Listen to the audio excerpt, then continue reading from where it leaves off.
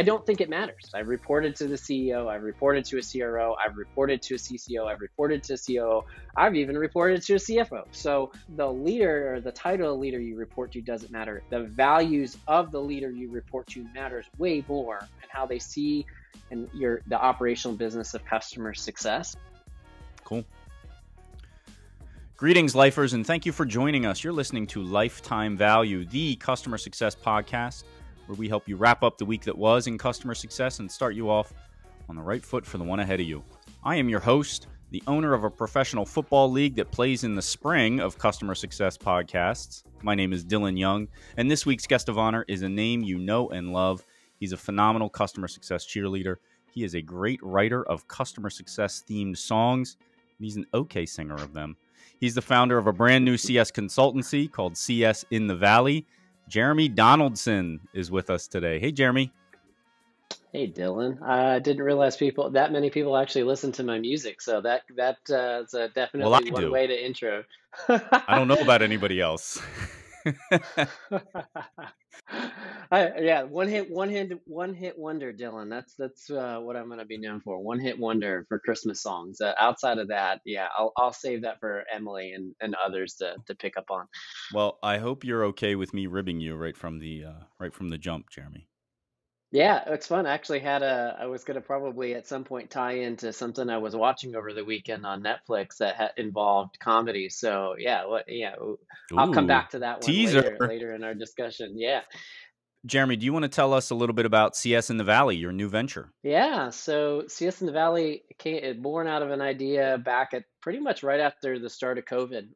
Got to meet some of the early members of Gain Grow Retain, and just learning about there's a multitude of ways of doing customer success. And so this idea, I knew that I wanted to help other people who are transitioning, and also wanting to make coaching, I'll call it not an optional, not a luxury. I think coaching is often seen as a luxury thing in your career as to, well, coaching's so expensive, so therefore it's a luxury. And I want to take that stigma off, specifically within the customer success space, and kind of offer some different flavors for those who are wanting to level up in their career, either from smaller accounts to more strategic, or strategic into leadership. But also right now, there's a lot of job seekers on the market, and being able to serve that market. So I'm actually planning this week to launch a program that job seekers can apply for, to get customer success specific coaching around whether you're transitioning, how I look for jobs, things like that, because I've been through this a few times in the last few years, so I can provide some pointers on that. But I told my wife after being laid off twice in 100 days, if I don't do this now, I probably won't ever do this. And so I'm using the opportunity of having a little bit of extra time to invest in something, if for no other reason to take away some life lessons on how to build a business and how to market it and write content and talk to people. So all things I'm comfortable with, but actually being responsible for 100% of the end-to-end experience is not something I've done before. So excited to see what happens. Even if this is a total fail, I'm still very excited to see where this takes me. And I'm excited to get back to the topic of job seekers within the CS community. But I want to first ask you, what is it about customer success that gets you excited day in, day out? We know it's a tough profession, but what is it that's so exciting about it for you? Yeah, it's probably the easiest question. And you probably asked me the whole thing. The people, it's 100% the people. And I think, being that I've been on both sides, I've been a CSM, I've been a leader, manager, team manager for customer success teams as well. And in both cases, as a people leader and as a CSM working with customers, you've got to be able to work with other people and work with other teams, and be really good at listening. And that's the big piece of it. Is I love being super close to customers and having those relationships and understanding what makes them tick, how they see that value, and then being able to translate, I'll call it the customer's world, their perspective, into how we operate and run a business. And that's where the CSMs are in that perfect spot that blends how the customer views the world of how your technology, your services fit into their world, and how you can then translate that into terms that make sense for your back end teams, your marketing teams, your sales teams, your engineering teams, your product teams. So that's what I love the relationship piece of it. And I've just, even if customer success is wildly different from company to company, ultimately you're still working with customers. That's the point of the customer success team, is to work with those customers. Yeah. How did you end up in customer success? We know that you can't really go to school for it. So how is it that you ended up here? How long have you been doing it? That's a great question. Yeah, people, I always laugh at this because customer success found me. It wasn't, I didn't necessarily pursue a career. There's a lot of people I work with, they're like, I've always wanted to be in customer success. I'm like, actually, I didn't know what customer success was before Hmm. 2017. Yeah. I mean, the title was on it, but I was an account management function before 2017. I Hmm. was quota driven, sales oriented, renewal focused. You have to grow those customers through, closing license sales and cross product stuff. So my world of working with customers was very renewal and sales oriented up until that point. And when we made that pivot in 2017 over to, okay, you're going to still own some of the traditional account management functions, but now you're going to be more focused on value and adoption of product and advocacy for the customer. And we're actually going to orient your KPIs around those things. That's where I got exposure to doing CS within the company. And then COVID accelerated the community aspect of customer success. So when I tell people about my background, it's like my background, I actually started my tech career as a recruiter, recruiting for software engineers, for sales professionals, customer success didn't exist in the company I worked for back in 2012 when I started my tech career, but had just had an opportunity to move out of recruiting into a business manager renewals. And I just let basically, when various leaders in the company raised their hand and said, "Hey, we want Jeremy on my team," I really didn't say no. I was like, "Okay, I'll go try that. I'll go do that. I'll go do that." So that's kind of how I fell backwards into customer success. But now that I'm here and I look at other functions that I could do, there's nothing that I would jump into tomorrow that would fall outside of the customer success realm. It might be owning renewals, or it might be owning a growth motion, it might be owning scaled CS or something like that. But at the end of the day, it's still all going to be around that customer success mindset, whatever that role is. So it's interesting that you started as a recruiter and you're focusing, at least for now, or a portion of your time on helping folks get hired as customer success. And I guess, does that naturally mean you're focused on folks who are transitioning careers away from something else and towards customer success? Hmm. I hadn't really given a thought of to like who's my target to that level of Sure. Yeah. specificity, but I think part of the reason that going back to my comment about people and why I loved being a recruiter, and it was great in that time of season. I love being a business manager, account manager, customer success. I think that's probably one of the reasons why I've been so focused on arming job seekers who have been thrown, their worlds have been turned upside down with layoffs. So, or they were laid off a while ago, but haven't been able to find that right thing. And I think my heart goes out to it because of my background in recruiting and knowing that recruiting and talent acquisition teams, their focus is people success, get people into jobs that they're passionate about, help them make the money that they want to make, and help make an impact, and ultimately for the bottom line of the company, help the company grow, retain and grow their business. But they're oriented, and so it's kind of the customer, like make the customer successful, and then as a people leader, make my team successful. That's why I think customer success blends that really well. But for me right now, it's really just about taking my experiences, my story, and the things that I have found to be helpful in my search for jobs over my career as a recruiter, things that have stood out to me as a hiring manager, and share those back and say the things that I would recommend you do, I'm also doing as somebody who is, I am working on my business, but I am looking for, a job. I've got young kids. And so, a brand new LLC, less than a month old, isn't going to pay for the health insurance for my kids. So I've It's got actually to, probably I've going to got take money away, right? to, probably so, for a little while anyway. And so one of those things where I have to continue to go down that road. So it's the things that I talk about, say, hey, you should look for jobs this way, connect with people that way, send them, word messages this way.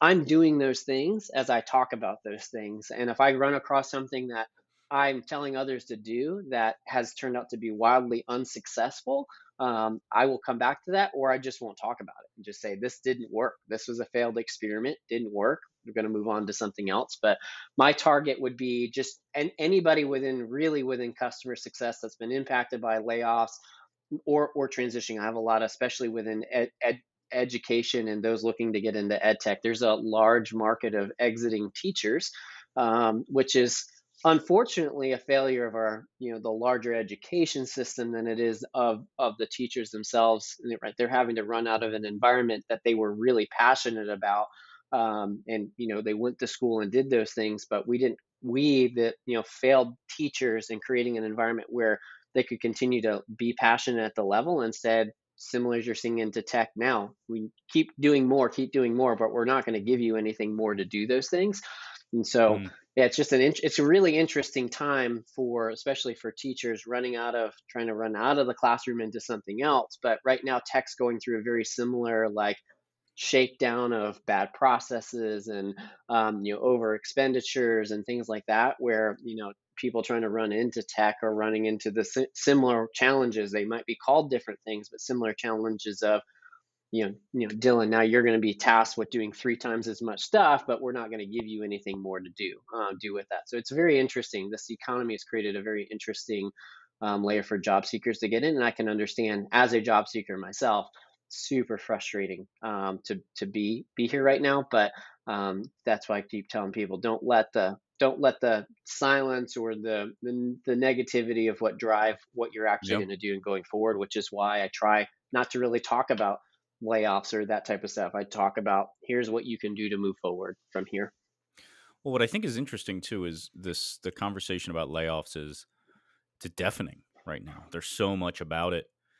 And I was looking, somebody posted something on LinkedIn. I think it was on LinkedIn. They were comparing how companies hired during the COVID years versus the layoffs that they're currently acting on. And like the greatest example was Amazon that hired something like 750,000 people or something. And they have laid off maybe 18,000 people, 20,000 Hmm. people. And the layoffs they're taking all the oxygen right now. I don't want to sound tone deaf to the folks who are dealing with these scenarios right now, but the hiring spree that has occurred in the past couple of years, its magnitude's larger than the layoffs right now.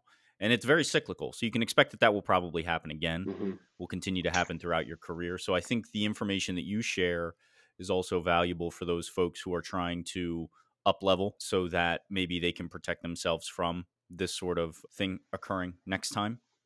Hmm. So, Jeremy, you mentioned that you're also looking for work. And so I'm going to pose a lot of these questions as the job seeker, but they would apply just as much if you were coaching other folks on how to find these jobs. What are you looking for as you sift through all of the customer success roles out there? Is there stuff you're picky about?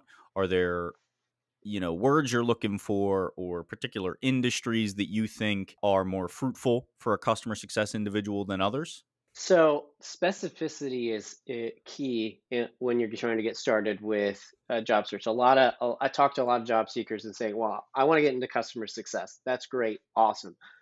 Let's dig into that further. What do you want to do within customer success? Do you want to own renewals and expansion? Do you want to be focused on adoption? Do you want to be some people, they call them specialists, right? They're really product experts that sit within the customer success Mm-hmm. group. Do you want to be somebody who owns small accounts? You want to own large accounts? You want, so that there's a lot of questions that I usually will guide through, and questions that I ask myself is, what does that ideal role look like? But even before I get down to that level, because usually at that point, that's more nitpicky stuff.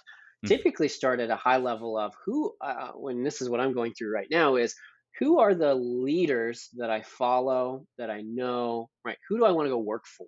I don't know if I could go work for somebody tomorrow. It didn't matter what the role was, but I had an opportunity to work directly for an individual. Who would it be? And make a top, whatever number you want to put on that list, top 5, top 10. Start simple. Don't put a lot of Can I names on the stop you right list. But there? Yeah, go ahead. Tell me why you're focusing on those folks. Is it something about the way they talk about customer success, the way they view it, that you think, oh, they'd be good to work for? Or is it broader than that? Tell me about that. Yeah, so it's a little bit, I would say for me personally, I would say it's about half and half. Like, do I know that they are good? They have good methodology around customer success. I would say that's about half of what's there. The other half of it is, are they people that I know I can just learn from? Not even if it's customer success, but can I become a better people leader working for this individual? Can I become a better, more rounded business professional? I think for me, like me personally, I've been in customer success and account management most of my tech career Hmm. outside of my first couple years in recruiting. And so for me, it's what other things do I need to get rounded on so that I can step up and take on broader functions, right? Not Okay. just customer success, but go beyond the walls of customer success within business. And that's what you see. Go look at people who have been promoted to CCO roles and CCO roles to CEO roles. Look at their background. Their background wasn't just an account management vertical. It wasn't just customer success. They had that broader background. So for Hmm. me, when I look at these names, so I'm writing these names down. It's a hybrid. Like I say, if I go work for this person, I know I'm going to learn a ton about customer success, be able to add and also likewise add value to the mission of what they're trying to accomplish at their business. If I go work with, I go work with, Jay Nathan has been a mentor of mine, and so just I'm kind of throwing him out because I know he's a big name in customer success as well, and Yep. so like for him, right, I would learn a ton for customer success, but there's so much more that he's done in his career around starting his own business and getting acquired and leading all these, post sale functions of a business, right? That he's just a good example of just talking about like there's customer success benefits, but there's Yep. so much more than that. And so that's where I start. It's usually leaders, and then I usually will pick a top 5 companies or industries. For me right now, I would say I'm leaning heavier on industries than companies specifically because if I want to pick an industry, I'll go do research and then I'll pull 5 to 10 companies out of that industry list, and that's how I ended up at to Tango back in 2021. Is that's what I did. I said I wanted to be in customer success technology, and I'm going to pick the top 5 companies in that space, right? Gainsight to Tango, Turn Zero, Client Success, the list goes on and on. Yep. But right, I just picked those and I said, I'm only applying to these companies. And if I don't get jobs at any of these companies, that's okay. I'll just start a new search when I get to the end of that process. And I just got really deep. I interviewed at all those companies, and I ultimately picked Tatango as that the one I went with. But that was the process, and that helped me accelerate because I could make a resume specific to that industry. I didn't have to do a lot of tweaking of that resume between companies, maybe some keyword differences, and maybe talking a little bit about objective difference between Gainsight and Tatango. But the end of the day, by picking an industry and then picking a few companies, you actually gain efficiency and you spend a lot less time tweaking things like your resume or your message to a hiring manager or things like that when you stay within one sector when you do that versus like, hey, I'm going to apply at Apple today, and then I'm going to go apply at Higher Logic tomorrow, and then I'm going to go apply at Tango on Thursday, right? So your message has to be very different when you're applying to those types of companies, and how you reach out to those managers and how your value proposition looks to those companies. So that's why I say if you can start specific, even if you don't have a leader picked out, start specific and like pick an industry, then pick a few companies from those industries. The other one that I think goes underrated is finding people that you want to work with in your network, even if it's not a leader. Like, hey, I know, Jeremy was at Tatango. Boom, can I go work with him there?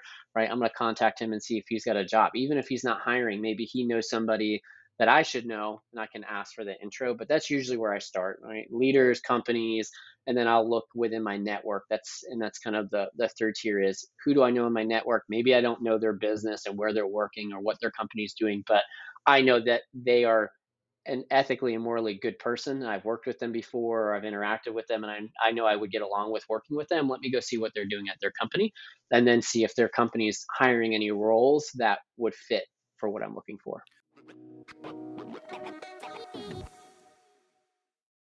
Do you think your answer changes if you are not 10 years in customer, or I guess I'm sorry, 5 years in customer success? Like, how about these folks that are maybe a year in? I think implicit in your answer or your description here is much more of a rifle and not a shotgun sort of thing, right? Very targeted, spend X amount of hours sharpening the axe and not nearly as much time chopping down the tree sort of thing. So does that change if you're younger, maybe you don't have as much of a network yet? Or do you think a lot of the same theories apply? I think take the last piece out that I kind of talked about who do I know in my network, right? If you Hmm. take that out for a second, Hmm. then you don't have a large network. I still think I would lean on the specificity piece of it. And I think that I wish that somebody would have told me that, especially when I got first started in my tech career. I didn't even know I wanted to be into tech at that point in time, but I was definitely taking the spray and pray method. Like, I'm just going to apply to 100 companies and hopefully I get an interview back from one of them. And I wasn't spending a lot of time tweaking my resume and getting my message right. The problem what the challenge it presented it to me that was presented was my stories. I had to, it wasn't necessarily that my story inherently or drastically changed company to company, but the way I talked about the story does change company to company based on the mission and their values and how they go to market and what the function of the role is and what the type of leader I'm interacting with.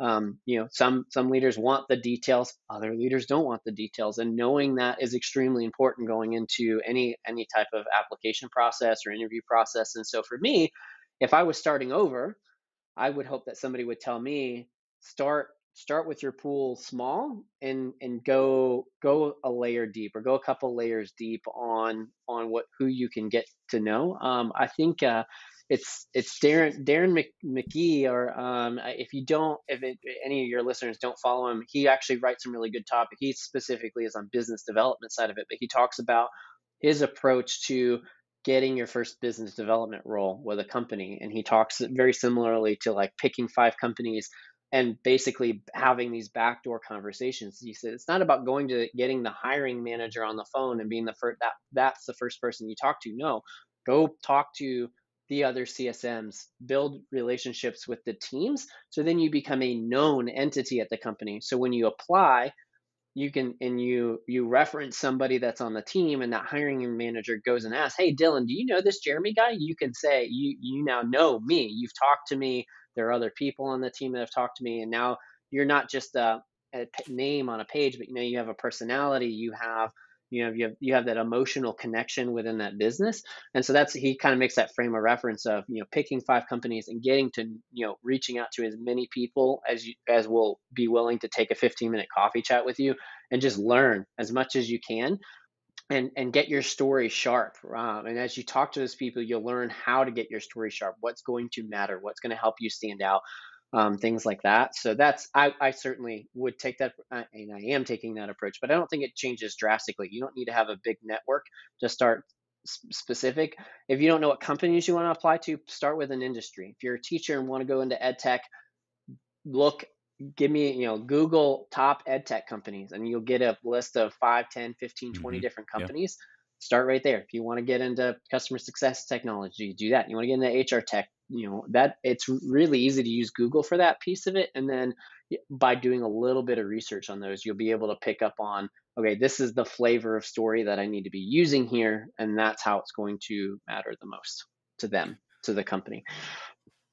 In the career searches that I've had to conduct, I have made more mistakes than I care to admit. And sometimes you don't find out their mistakes until after the fact. And by after the fact, I mean you're hired, you're onboarding, and it's no longer the honeymoon, right, Jeremy? So now you're learning all warts and all about this company. And when I say warts, what I'm referring to specifically is customer success is maybe not as mature or sophisticated as you were led to believe.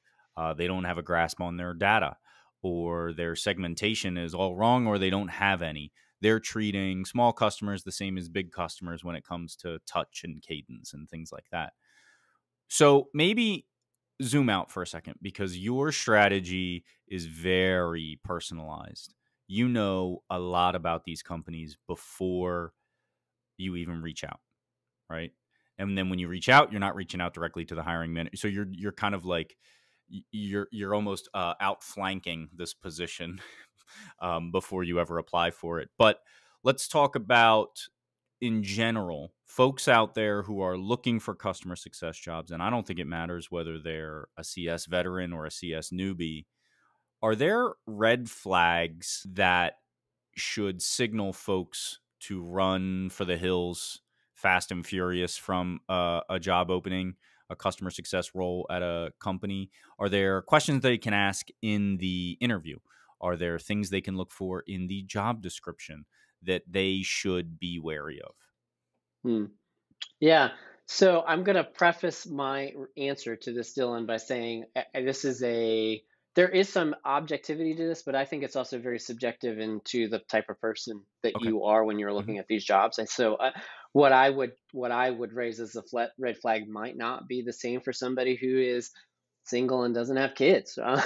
It's very Yep. different. Okay. Yeah. Or their kids are grown up, and they're not having to worry about that. So like I think your stage of life matters a little bit in this. Your previous companies who you worked for, your life experiences feed a little bit into what those red flags. But would say things that I would do a second take on, or make sure you get clarification on, is one, if you're reading a job description and it's describing lots of different functions within customer success. We're hiring for a CSM, paying 100K for the role, but you're going to own customer relationships, you're going to own support, you're going to own sales, you're going to own renewals, you're going to own Mm-hmm. all of these different things. Dig into what the level of priority, how they prioritize them, what do they mean, right? Because owning support versus managing an escalation from time to time is very different from a capacity perspective, or Yeah.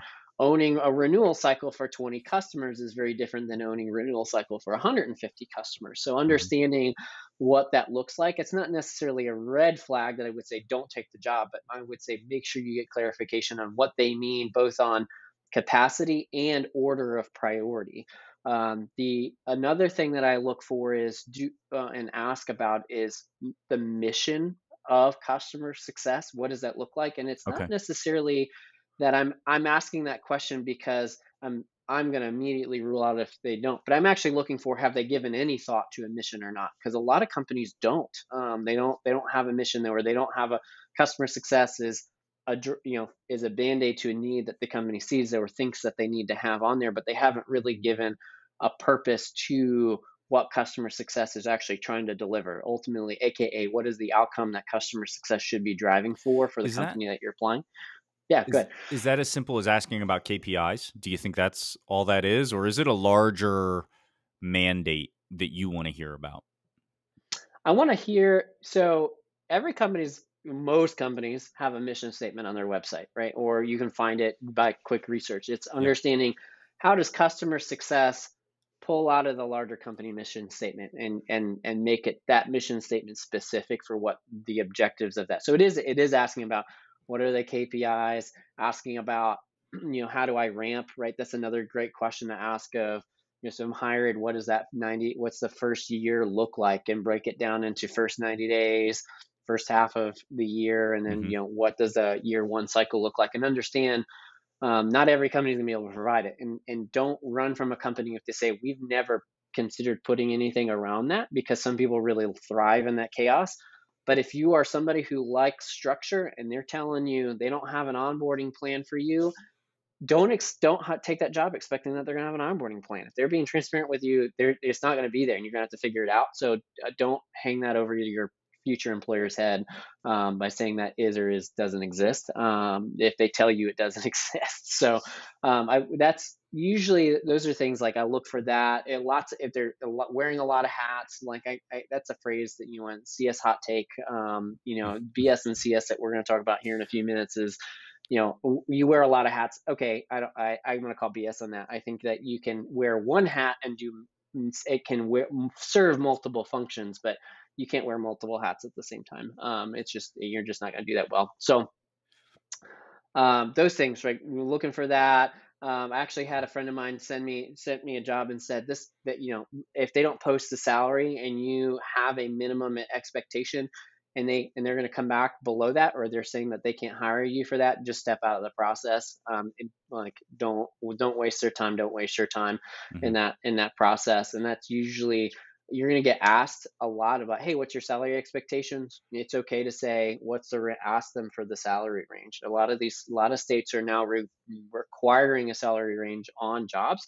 So Yeah. if it's not listed, you should be asking that as a part of the process, and eliminate that. And then I think there's a ton of other factors, right? And I don't just look at a job from the duties or how much it's going to pay. I look more holistically as to what's the company going to ultimately offer, right? How do they treat time off? How do they treat work after hours? Some people want to be able to do things, right? Maybe they have a side business that has nothing to do with what their day job is, right? But you need to make sure you're asking about that going into jobs. Like, hey, can I do this? Can I keep working this on the side after hours? Some companies have big problems with that, and others don't. So things like that. But I would say that your gut is often more than 90% of the time your gut's right. So if you're talking to somebody and something just doesn't feel right in that conversation, go with your gut. Don't go against it. I've gone against my gut more times than I can admit, and I have been right about my gut every single time, in hindsight, looking back a year, 2 years, 5 years after the fact, and saying I shouldn't have done that, I shouldn't have pursued that. And that's honestly, that's I don't there's nothing that can replace that gut feel, and that's not something that I can necessarily tell you over a podcast interview, how to rate your gut feel. I think it's a matter of, if it's a flag to you, but it's a minor thing, then I think that's something worth, you have to weigh, is that worth just dealing with in the job? If it's a major red flag, 9 times out of 10, the company's not going to address it. They're not going to fix it, or they're not going to want to change it. And so it's kind of up to you to say, do I want this or not? And I would probably advise that if you know they're not going to change it, I would probably go look for something else. So much of what you just described is sort of the logistics of the role, right? Like the wearing many hats, or how they treat work after hours and things of that nature. But what I'd like to press on a little bit more is maybe exploring the company's values as compared to yours. I know that's something that's very important to you. How do you view that? And how do you ask those questions? Look, you got to ask them, right? Like you said, you've got to be comfortable with the folks that you're getting into bed with, so to speak. Hmm. I'd like to understand a little bit better of some examples from your perspective, as well as how do you ask them diplomatically? I treat the value conversation of, usually the hiring managers most of the time involved in the hiring Hmm. process. And Yeah. so a lot of the questions that I ask around values is understanding, you can read what's on their website and understand what's important is, but asking the hiring manager how they work, how they think, how they operate, asking them which one the question of which one do you associate the most with out of the process. I think the thing that another flag that I look for, if you get in an interview and it's only them interviewing and they give you no time to interview them back, that's a Mm. red flag in my opinion, because you're not able to ask the questions around those value, as you said, those value, propositions and what they stand for. But I like to ask, like, where appropriate, if I feel that I've got a good, I've built enough rapport, I like to ask, like, what do you do outside of your day job, right? What do you work for, right? Understanding, like, what are Mm. their priorities, or what are you working to? Because that's a really good question of, if you're interviewing with somebody and you know that they're director of CS today, but they want to be a CCO 5 years from now, what they're working for, and that they're probably going to push the team on the more aggressive side, and they're going to want to have you lean in because they've got audacious career goals, and that's okay. That's what I want to know up front. I think for me, as you kind of talked about, is you can only learn so much, and people are only going to be so transparent during the interview process. And so I think it's a matter of prioritizing the two or three things that are going to make or break something for you and for them, if it's not correct in the interview process. So if it's value alignment, if it's proper, I don't necessarily believe the whole work-life balance thing. That's another Mm. conversation for another day. But like, if you're really, really big on work-life balance, make sure you ask them how they safeguard your time outside of work. That's a great question to ask of saying, how do I make sure that work doesn't carry if it my day ends at 5 o'clock Eastern, how do I how are you going to help me make sure that my work doesn't carry past 5 o'clock?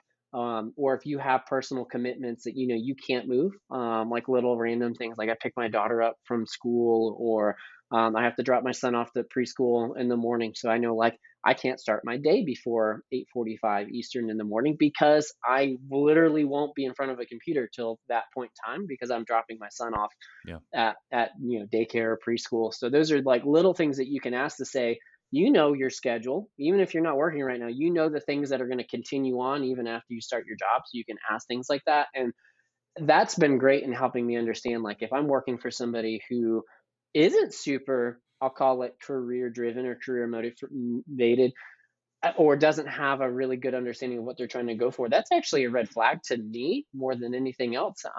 It's not because I think they're a go with the flow type person, but when I ask somebody and they don't know or understand, what their mission is or what their purpose is or what goals they have set for themselves in their career, tells me they're not doing enough time, doing, I would say, the wrong things, maybe for the right reasons, but they're investing their time in doing the wrong things instead of being really focused on the things that are going to help them achieve the balance they have. Because if they don't have goals, then they're not working towards the balance that they're looking for, which means they're not going to be able to help you work towards your goals and work towards those things, which I think is, your goals don't necessarily have to be in alignment with each other. You don't have to be pursuing a CCO role. That's not what I'm talking about. But I think somebody who's has a clear purpose will know the things that really matter and the things that don't really matter, and that will show up in how the team works.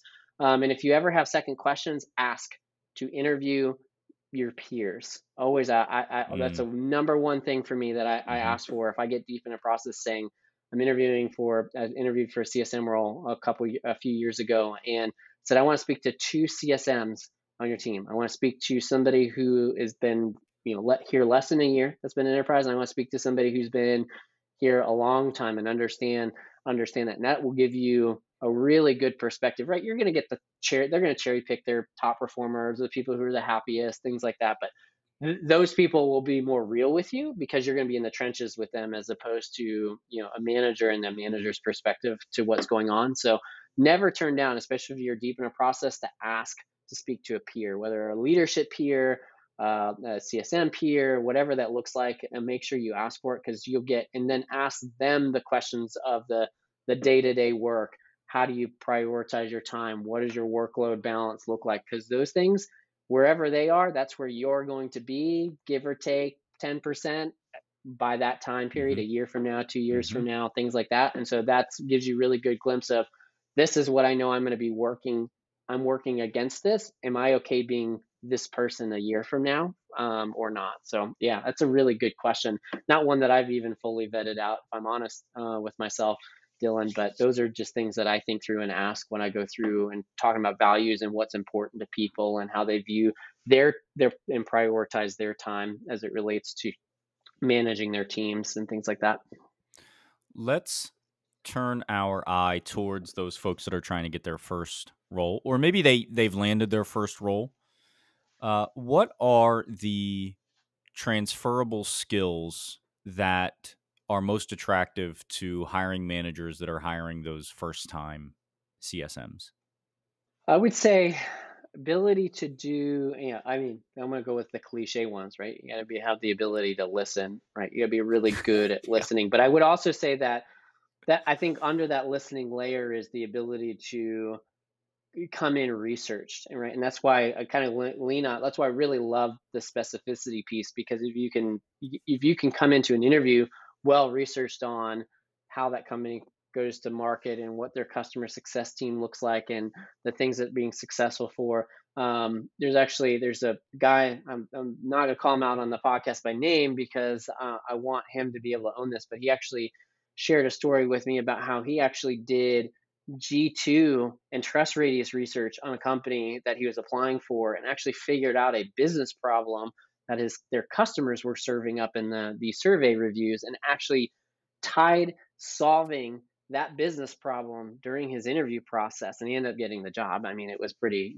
I would hire that somebody if they did that level of research. But that's the point of somebody who's willing to take a little bit of time. I'm not saying you should invest hours and hours and hours into a process, but taking a little bit of time to go beyond just reading the mission and purpose statement on a website, but going and looking at Glassdoor or going to G2 and seeing what customers are saying about this company. It's a great way to learn just about like how you can talk about them in that process. For me, storytelling is a huge piece. I love talking with people who are great at storytelling, and the reason for that is they can take and digest really complicated, complex things and make it really simple and speak in terms of the audience that they're translating to.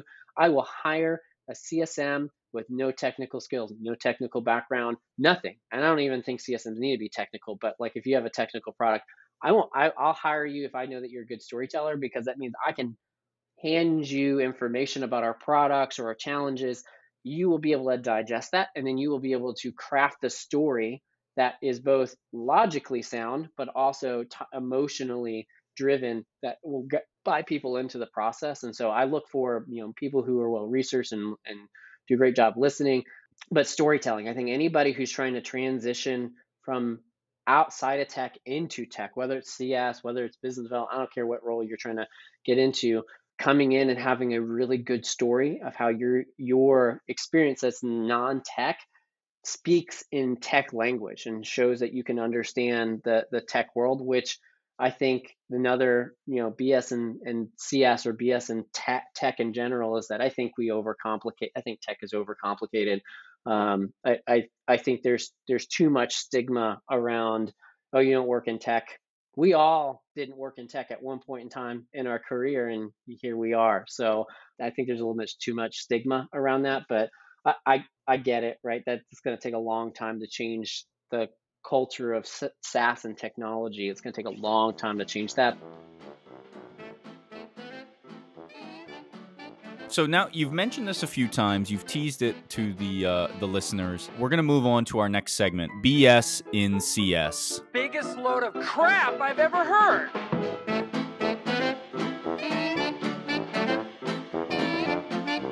Number one bullshit.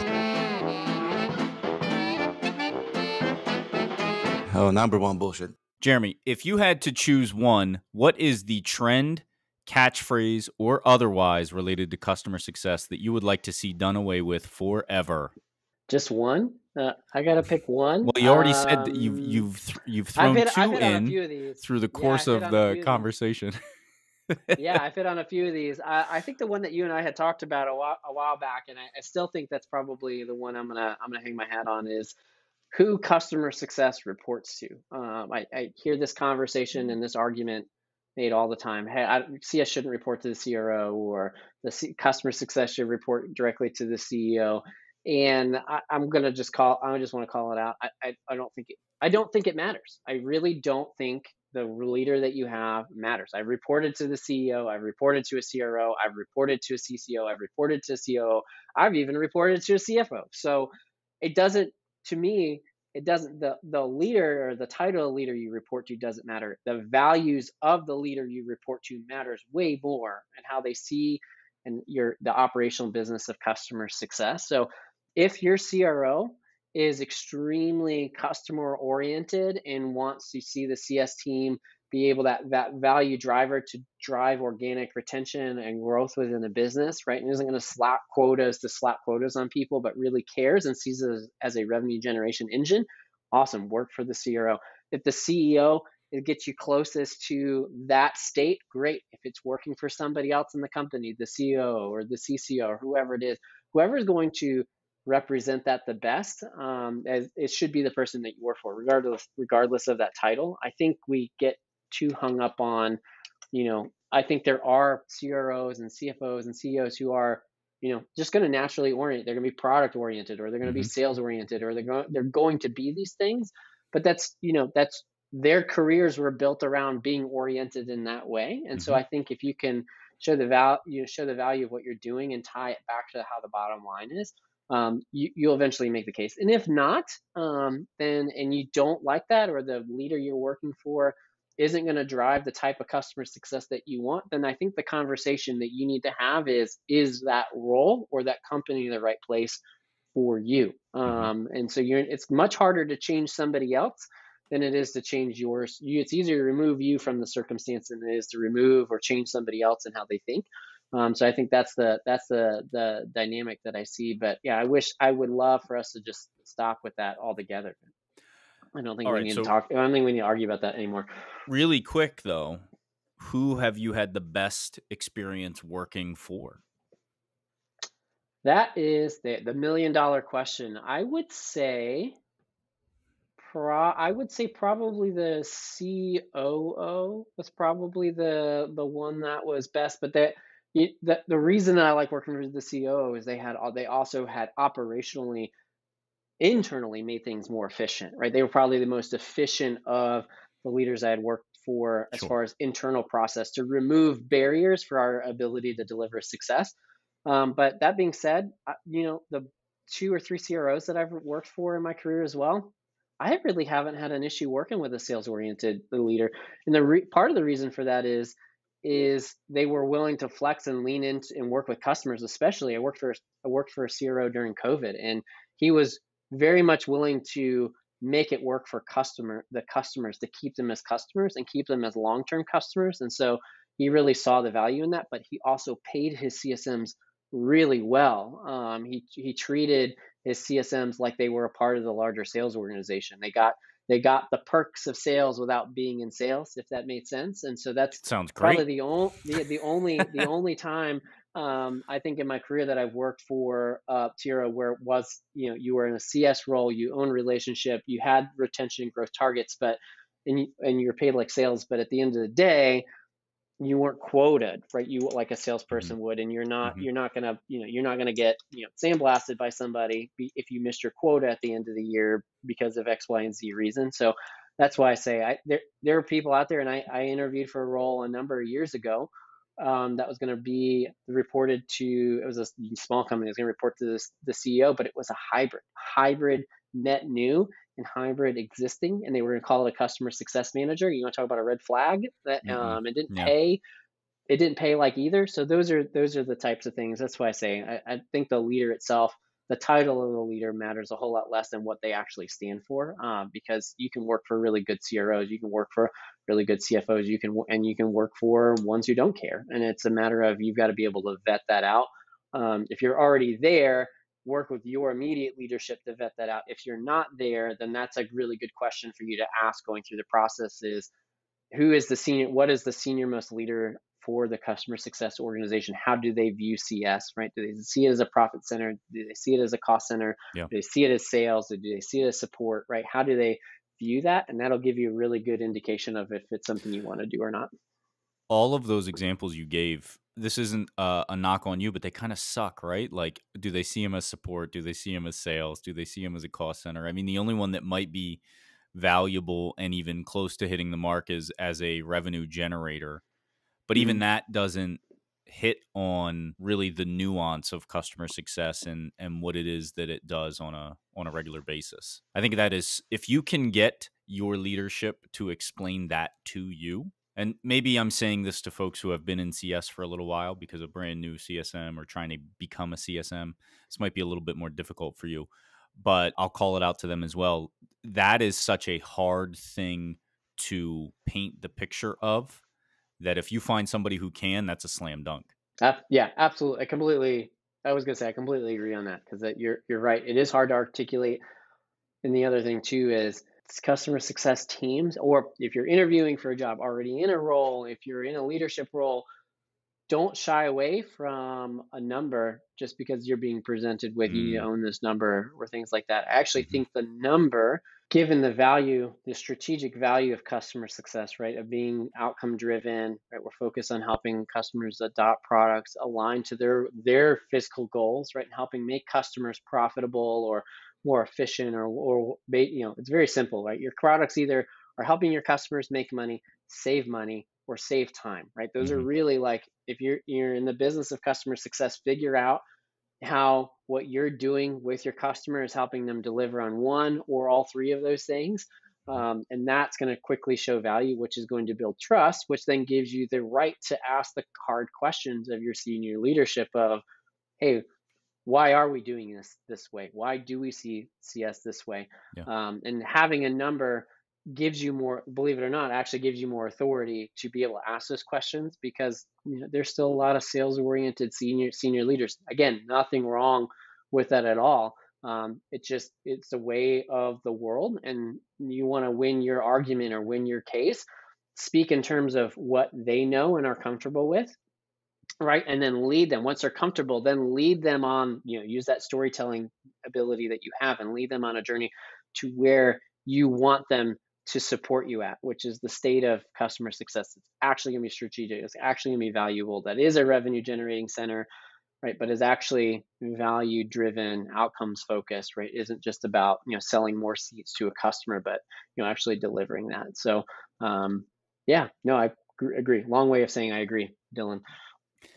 Jeremy, this has been a lot of fun. Let's wrap it up and let's see if we can make all of these questions career theme. So, okay. CS Player of the Week. Who out there, in your eyes, is moving the customer success profession forward in the past 7 days, the last week?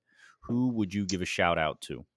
I would say I'm actually going to give this to probably just a group of people, the whole CS Insider crew, Brandon, Ashna, Erica, Brandon, Vinny. I'm trying to think of all the people that are over there. I remember meeting them shortly after the, COVID, and that whole vision of just like being able to arm and equip CSMs, and early career managers with just great customer success resource, and they do a great job of doing that. So I would say just, I love reading their content, things like that. For job seekers specifically, Fauda Adele, if you don't follow him, you need to, I do it ASAP. He's been doing a great job of just like surfacing remote global career opportunities for CS professionals, and I'm a huge fan of his. I think he's doing something super unique within customer success, which is a lot of people who talk about jobs and support job seekers and stuff like that, but he's doing something super practical and just like in his own time putting and maintaining this list. I don't have time to do that, so thankful that he's able to do that. And there's no monetization of that sort of activity, right? That's just out of the goodness That's of correct. his heart. So, yep, that's correct. Yeah.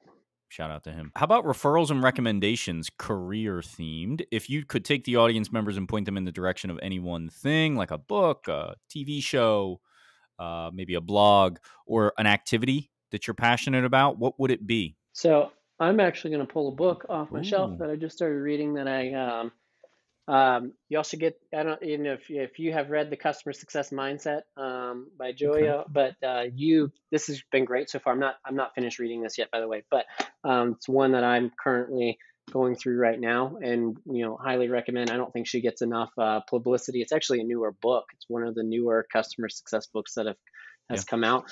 So that would be probably there. And I told you at the start of this that I would come back to something I saw on Netflix over the weekend. That doesn't necessarily, it's not full tide, but I don't know if you have watched any comedians in cars getting coffee, Jerry all of Seinfeld's them. show. I've seen every single one. Okay, so I just watched the one with Tracy Morgan. It's like season 2 or something like that that he does.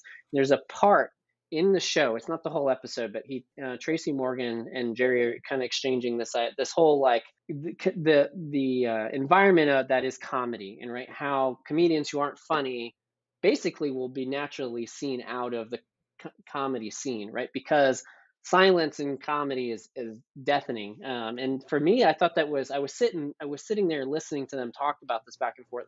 I remember pausing the show, sitting there with that idea for a minute, and I was thinking about how in customer success, in customer success, the silence within customer success should be the scariest thing that any CSM or CS leader across the board should be concerned with. A silent customer who you don't have outcomes that you're delivering towards, that you don't see aren't adopting your product, should be the scariest customers in your organization, hands down. It's not the ones who are shouting loud. It's not the ones who are giving you praises and doing references. It's those silent ones. I just thought it was really interesting of like the comedy has a way of naturally culling out these people who just Mm-hmm. aren't funny. Mm-hmm. And similarly, right, customers are do similar. If they're not finding value, why, unless they're really bought into wanting to make it work, they're not going to give you Mm-hmm. feedback. They're just going to move on to the next product or the next thing. So anyway, if you want to laugh because it was a funny episode, but also want to kind of take it in context of what Jerry and Tracy were actually talking about in episode, I would Comedians Cars Getting Coffee with Tracy Morgan is a good episode to watch if you want to get your customer success brain juices working a little bit. Also, Jerry Seinfeld is the OG. So if for nothing else, enjoy it for the grand wisdom that is Jerry Seinfeld. That's true. Jeremy, where can folks connect with you? Yeah, so two ways. I think by now everybody knows that I've got a LinkedIn profile. If not surprised, I've got LinkedIn. Yeah, so it's just LinkedIn. My URL is actually backwards. I have Donaldson Jeremy is my URL because Jeremy Donaldson was already taken when I created my profile, believe it or not. So I have my name is actually flipped backwards. And then you can also connect with me through my consulting business, CS in the Valley, either through which is csinthevalley@gmail.com, or I have a LinkedIn profile page as well for that you can connect with. But yeah, my door is open, and I appreciate you, Dylan, allowing me to be a part of this. This is a lot of fun. I look forward to being able to do this again at some point in the future. Yeah, absolutely. Thank you. This was a blast. Thank you so much for taking the time. Yeah, it was my pleasure. And you're not going to get more time than I have right now. Maybe edit that part out, but no, it was my pleasure, Dylan, to be here today. All right, Jeremy. Yeah, absolutely. We'll be catching up soon, and hopefully we can have you back on. Sounds great. You've been listening to Lifetime Value, the podcast for customer success professionals. If you like what you've heard, please rate our show and subscribe wherever you find your podcast. Please note that the views expressed in these conversations are attributed only to those individuals on this podcast and do not necessarily reflect the views and opinions of their respective employers. For all inquiries, please reach out via email to dylan@lifetimevaluepodcast.com. Find us on YouTube via our channel, Lifetime Value, and find us on the socials @Lifetime Value Podcast. Until next time.